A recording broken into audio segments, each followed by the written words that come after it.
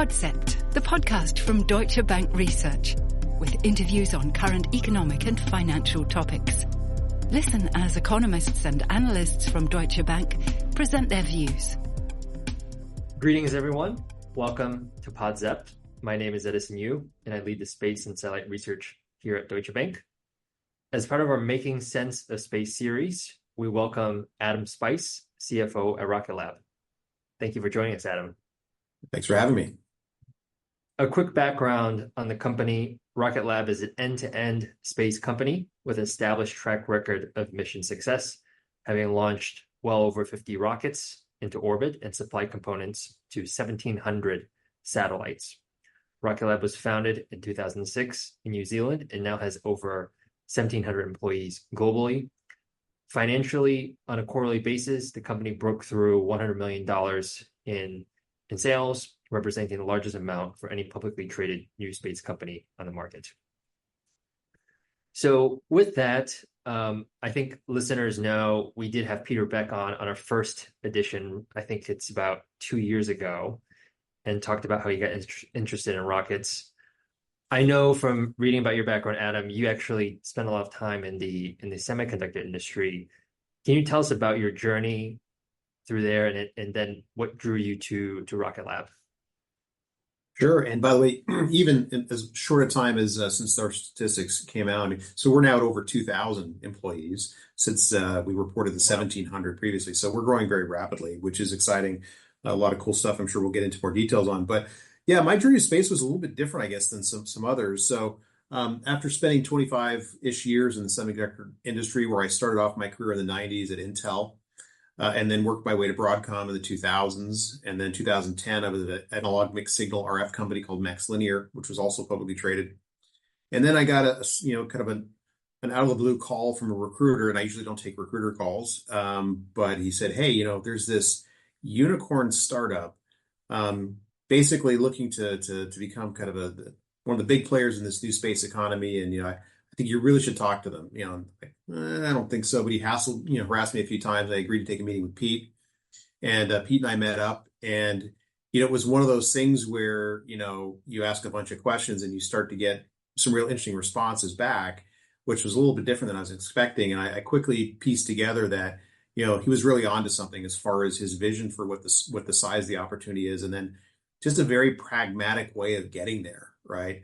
And then he invited me out to New Zealand over a Thanksgiving weekend back in 2017 and said, come check stuff out on the ground. So I went over there and was just absolutely amazed of the capital efficiency that what he developed, or what the team had developed, was such a scant amount of capital, because the rocket business is notorious for being incredibly capital consuming. And it's true, there's a lot of infrastructure and you can spend a lot of money very quickly. And we've seen people who've done that very poorly, right, in our space. And some of those have gone bankrupt and had a lot of challenges along the way. But when I saw what had been done for around $100 million and have a functioning rocket with the infrastructure and a pad and all the other things, it was just, I was blown away, because, and also in the semiconductor market, it hadn't been uncommon to develop a relatively, I would say not even the most complex chip can cost you 50 to 100 million or hundreds of millions of dollars. And that's really just pure R&D. That's not even putting any infrastructure in place, because typically you'll use foundries, right? So, when I saw the capital efficiency and the practicality of what Pete had built, I was like, all right, I'm in. I'll take a flyer. Literally. I assume no regrets thus far. Probably my biggest regret is that I sold my Broadcom stock too early. So but that has nothing to do with Rocket Lab. So no, this is I would say no regrets, but I would certainly say this has been way, way harder than I ever thought it was going to be. Mm-hmm. After spending, those years in semiconductors, I thought there was nothing that was more complicated than semiconductors. And I was so wrong, because rockets, literally, the complexity of physics and all the complexities that get added to that, with far as, geopolitical concerns and regulatory issues with regards to ITAR and everything else that goes along. This really stands on its own as far as level of complexity. And the ecosystem is very, very unique. So, but I would say that that's all part of, why I wanted to do this. I wanted to do a couple things. I wanted to kind of get out of semis and really kind of be part of what the next, huge growth opportunity for mankind was, which was really space. And then also have the opportunity to build a company and take it public, which, fortunately we were able to do. So I think I've checked all the boxes, other than the fact that I've got a much higher aspirational, market cap, kind of target for Rocket Lab than we currently experience. But that'll come as well. Totally. What would you say are the biggest differences between the two industries you've been in? I know both are both very hard, but just I guess as the CFO. I would say the semiconductor industry, kind of went from your original IDM or integrated device model, where companies like Intel and AMD and TI, they own their own fabs, right? And then the market moved to a fabless model where you get a bunch of brilliant engineers and design a sophisticated device, and they basically throw the design over to somebody like TSMC or Chartered or something like that, and they would manufacture the chip for you, ship it to your customer. So that became an incredibly elegant model. Chips, the technology involved in chips is challenging for sure, but the business model is quite simple, and the infrastructure around it is quite minimal. So you can really direct your R&D. Well, you can direct your capital to very targeted uses in developing these chips. On the rocket side of things, the satellite side is very different because you have a lot of things you got to feed. You got to feed the R&D engine. You got to feed the infrastructure engine. You got to feed the other parts of the infrastructure as far as like business systems and all the other kind of capabilities. So it's a much more challenging business to operate in the fact that you have a lot more choices you have to make than in the semi market, which your choices are relatively narrow. I would say also that in the semiconductor market, you were much more in control over your own destiny, because you design the chip and then you pick a qualified foundry partner. And as long as you pick the right chip design and customers, then you're off to the races.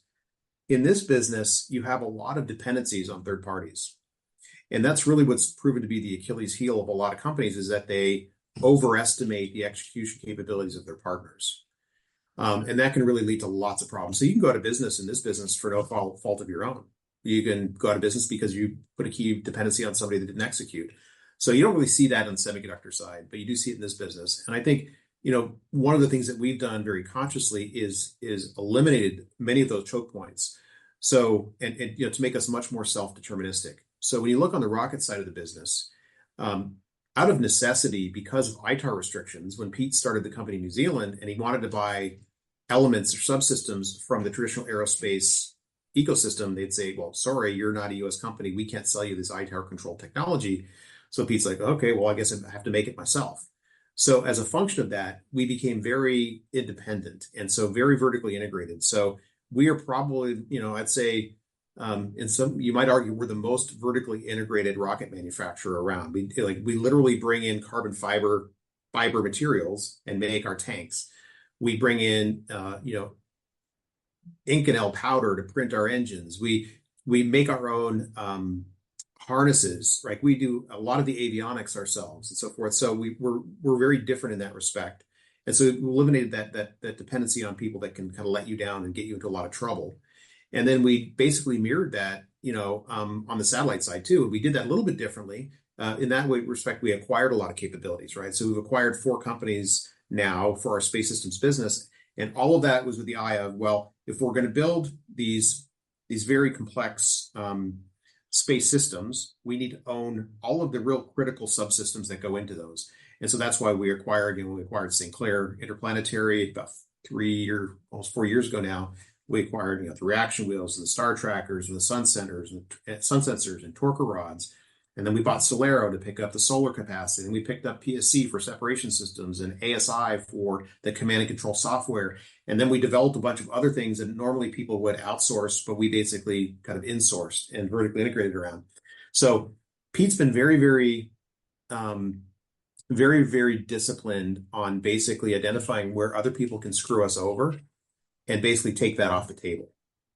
And so some of the things that we've done aren't necessarily because we think they can be great merchant businesses, although there are those opportunities as well. But some cases, like, we just don't want this. This has the ability to screw our own programs in a way that we can't stomach. So let's go make that investment to take that risk off the table for ourselves and our customers. I imagine that's probably that's seeming every day more prudent given, you've probably seen all these supply chain issues in aerospace. And Absolutely. yeah. We'll come back on the space systems, but before that, I wanted to ask you about the point you made earlier about capital efficiency, because that is something that we have seen in the industry that has not been a focal point. And part of that was the sort of SPAC boom and bust that we saw over the last couple of years.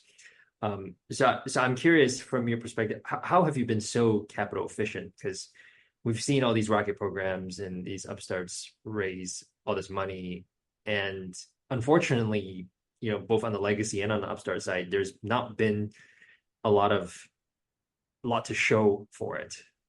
So what's the secret? What's the secret to being so capital efficient? Yeah, you can almost go back to, the probably the most famous thing that one of the early CEOs of Intel was known for, Andy Grove, was known. He wrote a book called Only the Paranoid Survive. And I think that that's kind of in our nature as a company. We're afraid that the last money we raised will be the last money we ever raise. And so spend it like it's the most precious thing on earth, right? So we're very paranoid. One thing we can never do is run out of money. And that's always the very forefront of our minds. I think, as a culture, we've grown a very frugal organization. Everybody knows what everybody else does. I mean, if you've been to our offices, when you see our layouts, I mean, there's no offices actually. It's all bullpen seating, and there's a lot of things that come from that. There's open communication, which is probably the most important thing. If you want something, you literally stand up and ask the person on the other side of your wall kind of what they're working on, or if they can help you. The other is the fact that there's no place to hide. Right. Everybody's got to be efficient, because you have people here that are very noticeably just literally working night and day to get Herculean things done. And there's no room for freeloaders, and freeloaders get identified very quickly here. And I think part of it too is that Pete is, he comes from a very scrappy background. And so you make do with less than others. And I think we've known from the beginning that we can't compete with Elon and Jeff and large government primes based on kind of outspending them. That's impossible. So what we have to do is just do things very, very differently. And so everything starts with how do we make this a profitable endeavor?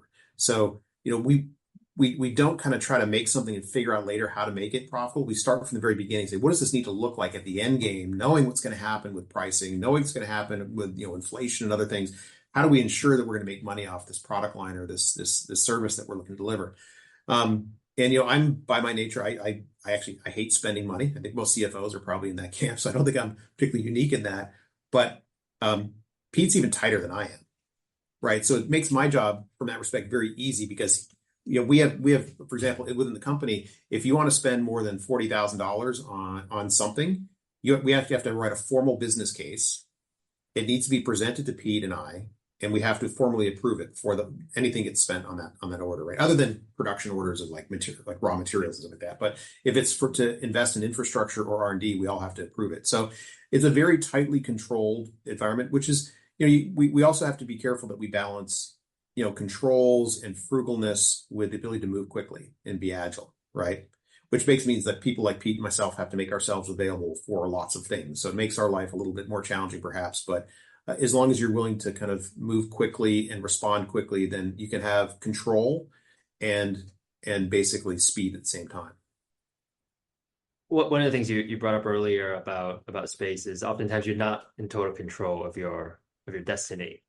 And I'm wondering, in terms of the launch business specifically, that probably where it's most notable, how do you sort of manage that volatility? You never know when a customer might not be ready. Obviously, we've seen that, some of the quarters where maybe a launch slips or whatever.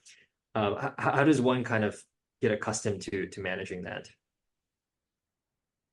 Well, I think with things like launch cadence, I think it comes down to communication, right? I think we've been very open since we came public as a company, say, look, launch is lumpy, right? I don't know if I can count the number of times I said lumpy, right, on quarterly calls and investor meetings and so forth. So you just got to condition your investors to realize that it's lumpy, and that as long as your backlog is solid, it's more of a timing issue than it is will it happen? I think the other thing that you can do, and we do, is we look to where we can overbook our manifest because we just assume that a certain amount of our customers is going to slip. And so, just get as much front end loaded in your queue as you can. So if something pushes out, you got something to backfill it with. I would say to date, the market's not quite, or our customers aren't quite established enough to have a predictable routine. They're still getting surprised by like a radio failure in final TVAC. Or something else happening where they've got to go back and kind of root cause the issue and then go back to their vendors. So I think, because the industry is still doing very much, at least where we're at on the smaller launch side of things, we don't have like large constellations yet. You haven't seen people building hundreds of satellites. It's still kind of one-offs or maybe half a dozen or a dozen. We're not in that Starlink realm, right? Where they're making thousands of satellites per year. Hopefully, we get there. Not only, I think we will absolutely get there when we bring Neutron to market. That's going to have exposure to that more established part of the market than more the nascent kind of early stage, where a lot of things that fly on Electron are Pathfinder missions, right? Just to see if the tech demos work. Yeah. On launch it, I'm reminded. So when I had Pete on 2 years ago, people were saying launch is going to be a commodity. There's so many companies, right? And fast forward now, I think we can both agree that that's definitely not true. So, question is, why is it so hard? Why is it so hard to do it? We launched the example I always use. We went to the moon, like, so whatever 60, 70 years ago. Yet it's so hard for all these companies to survive, to put stuff up. Yeah, that's interesting. We've thought a lot about that. And, I was actually doing a little bit of research not too long ago on this. I mean, we forget too that when we went to the moon, 60 years ago now, I guess almost 60 years ago. Yes. That was the collective resources of an entire nation, right? And so the amount of money in today's dollars was staggering, right? It even makes, investments made by Jeff and Elon pale, right? So I think I think people really, it's difficult to disconnect the dots because you think of these huge NASA programs way back that were, just huge national programs, versus commercial entities, trying to do this, which it's very, very different. So I think, not having unlimited resources is a challenge, but as we've seen with Blue Origin, even when you have unlimited resources, it's still not a given, right? You can still get delays and so forth. I think that also a few years ago, in fact, if you go back into, I call it the 2015, 2016, 2017 timeframe, there were literally over 100 aspirational small launch vehicle companies. And I think what you find is that a lot of those companies were basically being driven or created by entrepreneurs who really weren't hardcore engineering, physics-minded people, right? And so I think you had a lot of promotional folks that just said, hey, everyone's talking about how much money you can raise in space and start a cool rocket company. In reality, there's very few people on this planet that can really execute a real rocket development program. In fact, if you look, you can count on both hands how many entities in the history have done it, including governments, right? Yep. So I think there was just this fluffy promotionalist opportunity for people to go raise a bunch of money, and then we saw what happened with that. Like if you've seen Wild Wild Space, the documentary on HBO, or you have, I think there's a pretty good example of one of those in there, right?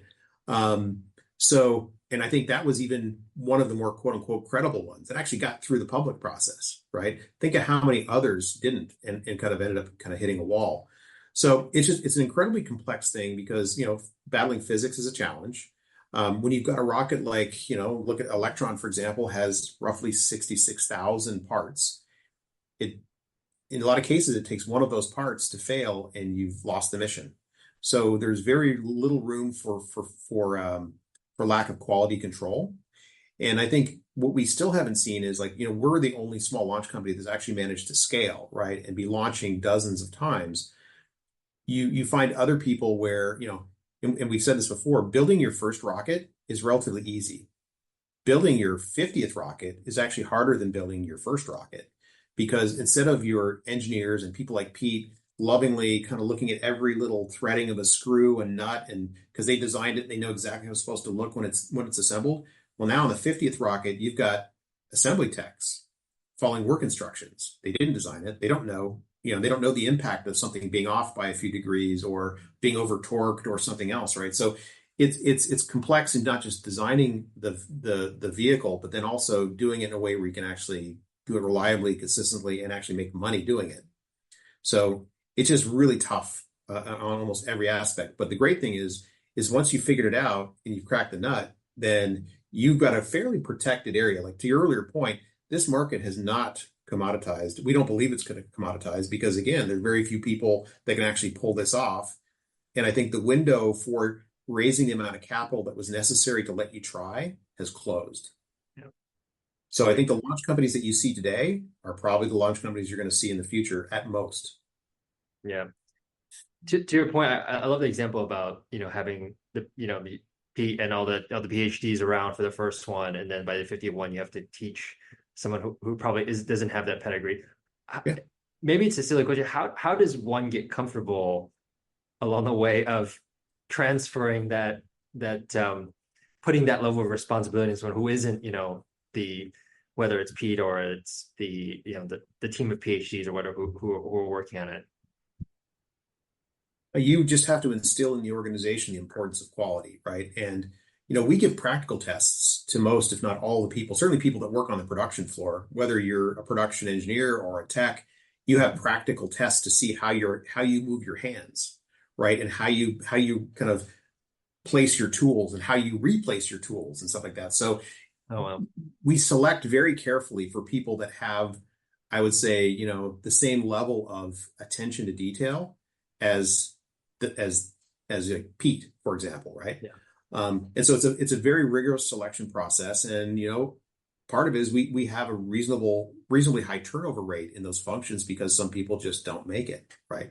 And you figure that out relatively quickly. Even if they get through the exam, you might get them on the job and realize, not quite working out. We got to basically kind of make a change.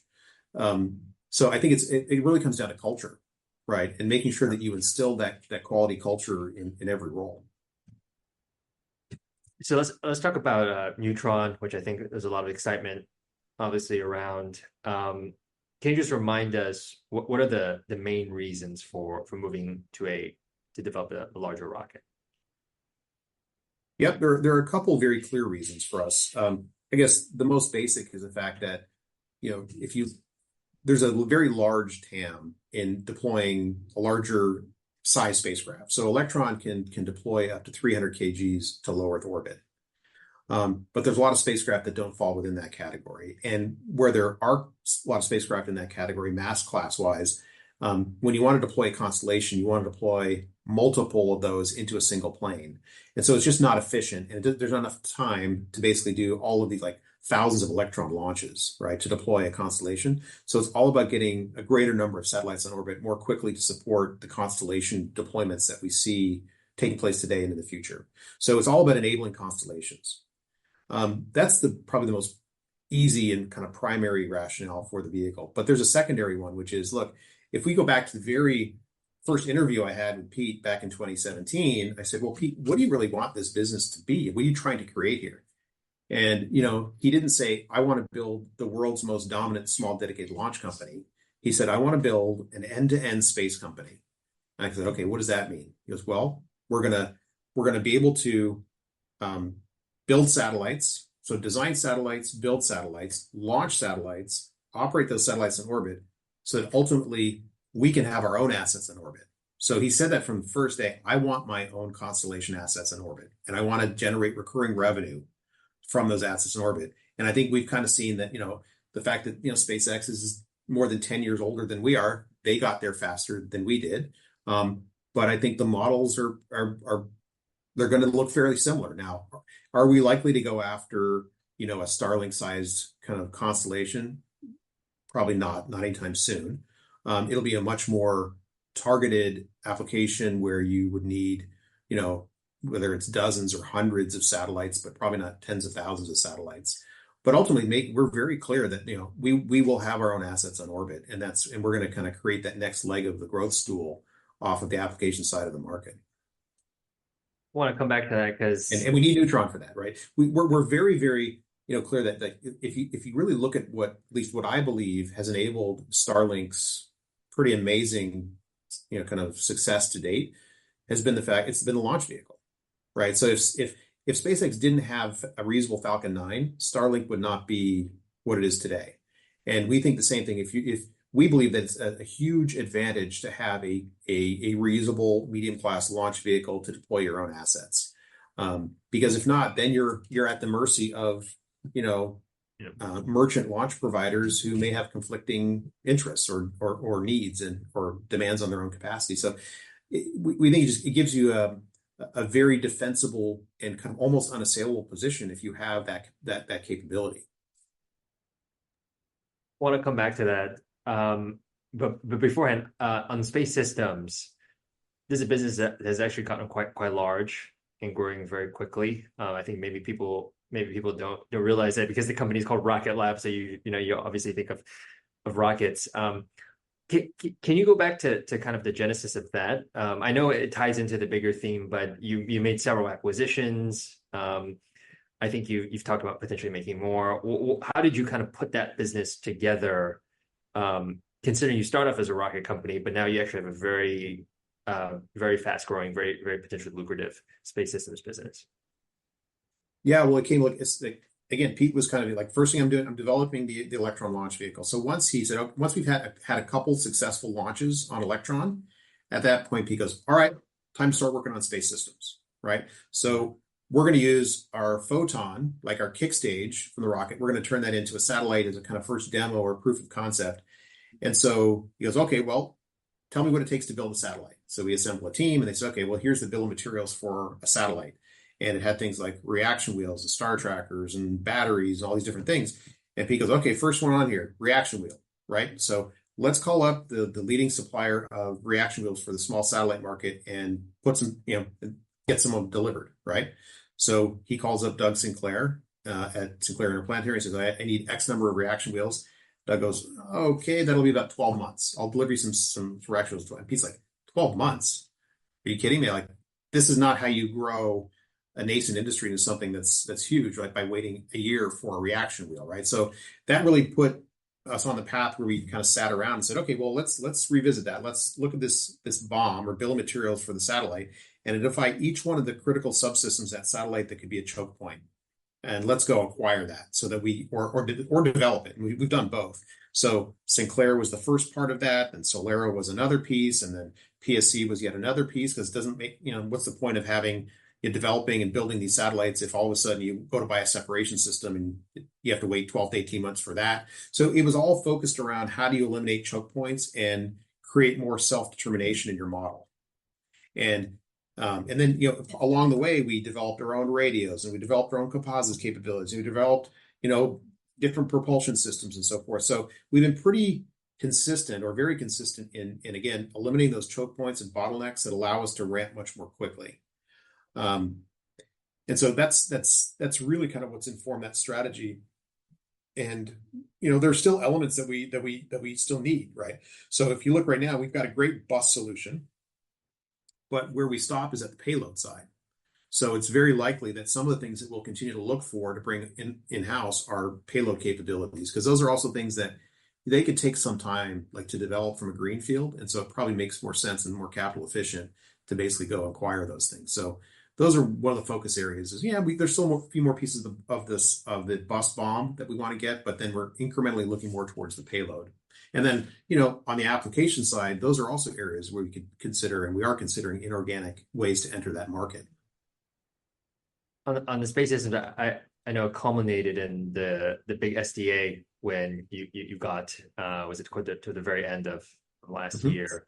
How did that all come together? I know I understand it was competitive. You were competing against some very big people who've been doing it a long time, and you won. You obviously won. What was the what were the factors there? Well, I think one of the things we've been pretty disciplined about, we don't take on work where we won't just take on work to take on work, right? So we take on work that actually allows us to learn at somebody else's expense. So we love to get paid to learn, right? Yeah. And so as we were developing the capabilities that we were required to kind of prime a mission, we were looking at the next big thing. Let's back up one step. Before the SDA, the real enabler was, and we've done a whole bunch, like it's gone from single missions, like, these Escapade satellites that are going to Mars, and then and Varda Space. And so there's been a whole bunch of these programs that we've executed on. But then ultimately, the first, I would say, major constellation that we landed was the Globalstar MDA opportunity, where we're providing the bus, MDA is the prime, and Globalstar is the constellation operator. And we had to develop some capabilities there that were very unique, that didn't really exist in the small satellite market, as far as, radiation hardening because of, where the satellites were going to be operating at altitude. Also the kind of the reliability of the network had to be a certain thing given the end customer's requirements. So to do those things, we had to create new IP. So now we have those capabilities. So then in doing that, then when we went and said, okay, well, what's the next thing we need to get? Well, there's some other capabilities, particularly we want to be able to prime. So when we want to have our own assets and our own constellation, we need to be able to prime the entire build. And so let's go win a design where we are the prime and we have to go bus all the way through payload, right? And on-orbit operations. And so in going to pitch for that SDA program, we were able to show them all of the IP that we developed for the Globalstar MDA that would be applicable to SDA, and at the same time show them the level of supply chain integration which de-risked our program much more than others. So it's a little bit strange or kind of paradoxical to think about the fact that how can we be less risky than a Lockheed or a Northrop or somebody like L3 Harris? Well, in a lot of ways, we're more vertically integrated than those guys are. And where have these programs really stumbled? Supply chain. So since we're so vertically integrated, we don't have to go bid out solar, to somebody else and rely upon them delivering, something in an early capacity constrained market. Same thing for the reaction wheels and the star trackers, propulsion, all those kinds of things. We actually are able to control much more carefully. Now, not the missing, but the final piece in that puzzle is going to be Neutron. Because now not only can we design, build in a very vertically integrated way, but now we can launch everything as well, right? So gone will be the days where we do all this work, build things up, and then hand it off to somebody else to launch, right? Now, they're procured differently. They have different paths of procurement, but at least now we'll be in the game, right? Where we can say, and by the way, down the road when we're pitching the launch piece, we'll have a very well thought out, I'd say, architecturally advantaged solution with regards to things like dispensers and so forth, right? To make sure that we know kind of going in what winning looks like, right? And we can kind of pre-position everything to have the full end-to-end solution. And that's where the whole vision again comes back to how important it is to be an end-to-end player. So the last piece, which is we talked a little bit earlier on the services side. I know you're keeping this one a bit close to the chest because obviously don't want to give away too much. But let me frame it, maybe the question a little bit differently in a different context. There's a lot of businesses right now that I have tried to do services, whether it's connectivity or the flavors of that or Earth observation. What is your kind of general view on what's going right now? Do you think these things are very successful? Do you think there's issues of utilization? How do you think about the services right now, and what are sort of the strengths and weaknesses that you see? Well, so the applications market is very bifurcated. Like there's a lot of different verticals, right? And so we look out there and we see successful examples of very successful, well, potentially successful business models on all of the different verticals, whether it's all the different flavors of Earth observation, right? Because again, you think of Earth observation as one category, but really remote sensing, if you back up, there's a lot of different layers and kind of verticals to that. So I would say that the biggest, like if you look at the biggest target with a bullseye on it is comms. That's the biggest market, right? But even within comms, there's lots of different things that you can look at within comms, right?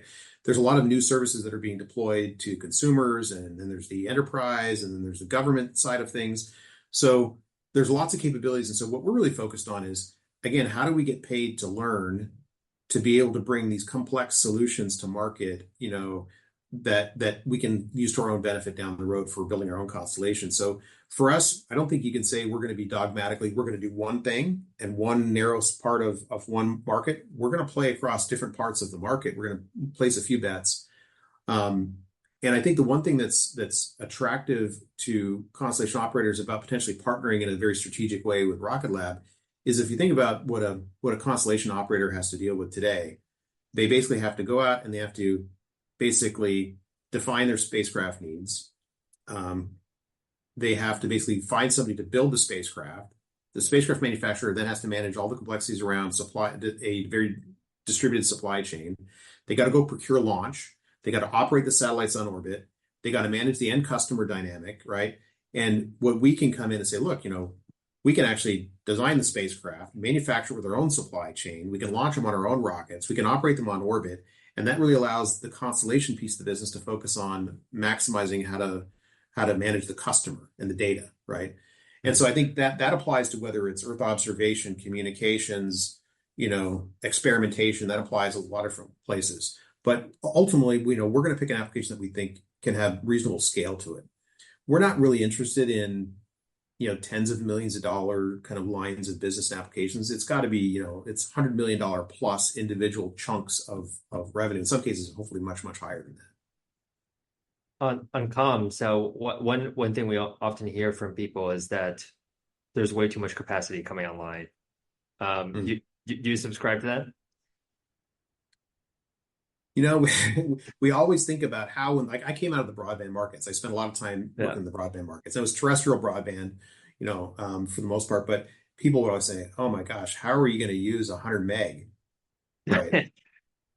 How are you using a gig? Well, now 10 gig, and then it's like so. I think it's amazing. Applications will find a way to consume bandwidth. Yeah. And so I think it's always been the case. It will continue to be the case. So I'm not at all concerned that at some point we're going to have way too much bandwidth out there. It's never been the case in comms, at least not since I've been around in 30 plus years. Right. That's a very fair point. That's a very fair point. So just one last one for me. I think we can conclude on Neutron. Obviously, people are very excited about a maiden launch in the middle of next year, potentially. How are we feeling about that, and what should we be looking out for in the next, call it 3 to 6 months as some key milestones? Well, I can tell you, I feel a heck of a lot better now than I did 2 months ago before we had a successful hot fire test of Archimedes. So, everyone's focused on on the fiery, the hot end of the stick, right? Which is the engine, and rightfully so. It's always the long pull in a rocket development program. So getting that right is important. And I think as we've talked about before, we took a very different approach in developing Archimedes. We didn't develop like a PR piece or something just to do a demo. Like we built this engine with flight hardware, right? So we can go directly from R&D into production, which takes a little bit longer. It's a little bit of a riskier process. But it all gets back to the capital efficiency, right? So that's the most efficient way to develop an engine. And that's why if you think about the ability to deliver a program like Neutron, including all the infrastructure and everything around, for $300 million, I mean, that's unheard of, right? So you got to do things differently. And Archimedes development was part of that way of doing things differently. But there's other work streams. So when I think about kind of the rocket development program, you've got propulsion, you've got structures, which are tanks and all that, the fairings, all those kinds of things. You've got avionics and ground communications, and you've got infrastructure. And that infrastructure could be pad infrastructure and manufacturing infrastructure. And so all four of those work streams are kind of going in parallel. Again, everyone focuses on the engine, but there's a lot of really intense things going on in those other three work streams. And so, we've got eyes on all of those things. They're all progressing very much, kind of in step. And what you don't want to do is get one of those things to come out of step. So if you're lagging on engine and you're racing to finish your pad at Wallops, you're going to deploy capital way quicker than you really need to, right? And so it's all about timing these things to make sure they all come together at roughly the same time. And I think for the most part, it's coming together that way. I would say overall, we did have to push the Neutron program out by about 6 months earlier this year. And I think, that wasn't because we hit a roadblock or we had a technical challenge. It was the fact that it just took longer to gather momentum on the program, because hiring, over the last couple of years has been a difficult thing to do, right? Relatively speaking, compared to other periods. So now we've got that critical mass, and we were able to kind of continue to execute on the plan as we anticipated. So I think now we feel much better. Again, we don't see any glaring technical risks. We don't see any impediments to getting the infrastructure for the pad in place. We largely have a lot of the production infrastructure in place. We're leveraging a lot of the avionics from Electron. A lot of the structural work we're leveraging from Electron with carbon composites. So the real big piece of innovation was around the engine, right? This different architecture for engine versus Rutherford for Electron.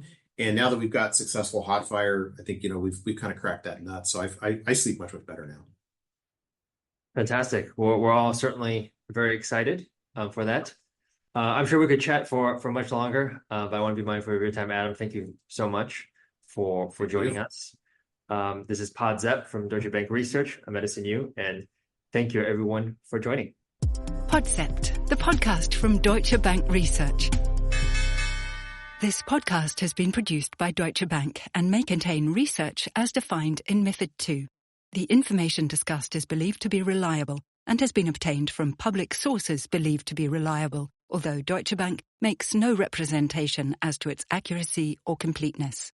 Opinions, estimates, and projections discussed constitute the current judgment of the speaker at the time of recording. They do not necessarily reflect the opinions of Deutsche Bank and are subject to change without notice. For further important information, please visit research.db.com.